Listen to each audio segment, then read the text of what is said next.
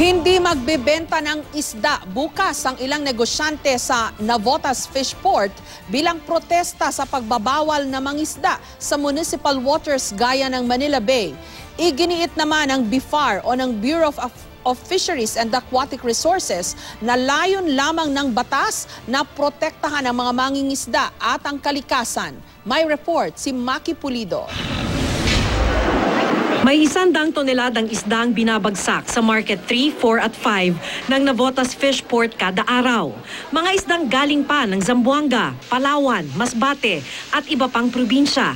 Binibili naman dito ng mga fish vendor para ibenta sa iba't ibang palengke sa Luzon.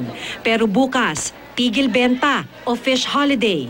Protesta ito sa ipatutupad na Fisheries Code of the Philippines kung saan kasama sa ipagbabawal ang pangingisda sa municipal waters gaya ng Manila Bay. Hindi yung bansa na lang isasara, ganito. Sana may konting consultation. Kinonsulta naman daw sila ayon sa Bureau of Fisheries and Aquatic Resources.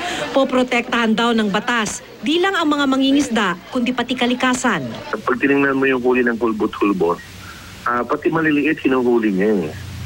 Tapos kinakadkad niya yung ilalim, pati yung mga halamang dagat na siya nating pinagkukunan ng isda ay naapektuhan. At sila din yung itinuturing na kalaban ng mga tinatawag nating mas maliliit na mga isda. Pero hindi magfi-fish holiday bukas ang mga traders sa Navotas Market 1 at 2. Hindi kami sangayon doon kasi everyday may dumarating. Kawawa yung mga fishermen natin sa probinsya. Kasi sila, may bili ng krudo, marami sila expenses. Sabi ng mga fish vendors sa Kamuning Market sa Quezon City, depende sa sitwasyon bukas kung magmamahal o hindi ang ibebenta nilang isda. Kung wala kaming matitinda, siyempre magmamahal. Sa ngayon, nagmura ng 10 hanggang 40 piso ang mga isda kumpara sa mga nakaraang araw.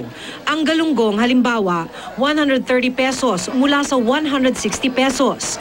At ang plapla nasa 100 pesos kada kilo, dati 120. Maki Pulido, GMA News.